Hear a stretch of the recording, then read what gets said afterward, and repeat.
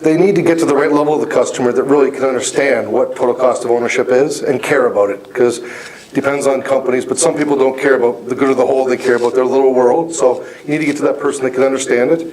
You need to have a value proposition that can be tangible, that you can sit in front of a customer and say, if I do this, these are the costs I can affect.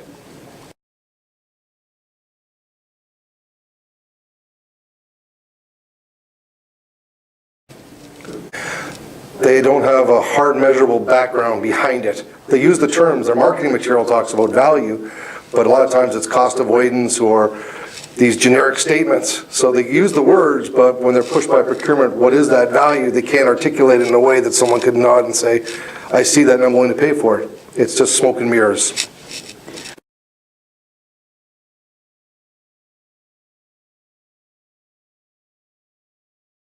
Success factors: 1, believe in it. 2, make sure your team is paid and motivated to do it.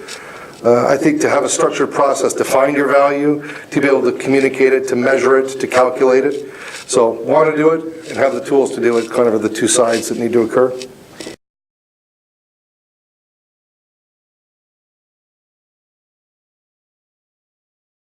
It takes more work.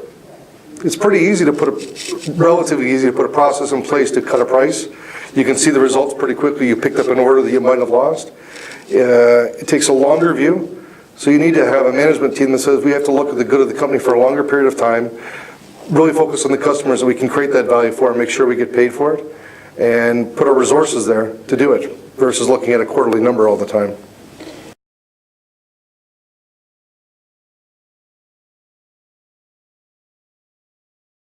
Well, a lot of times, if senior management measure people on sales, for example, salespeople then will go out and sell. Doesn't mean they're going to get paid for the value. They'll spend more time finding ways to cut a price, whether that's a specific volume deal or giving away free services or not making sure you get paid or something like that. If the CEO says, well, no, we're not discounting, go out there and find a way to get that order, fight for it. And that's what I'm going to reward, that's what I'm going to measure, that's what I'm going to motivate, it'll happen. But the CEO or management team in general can't say, I want you to sell in value, then reward people to sell in volume. You got contradictory messages.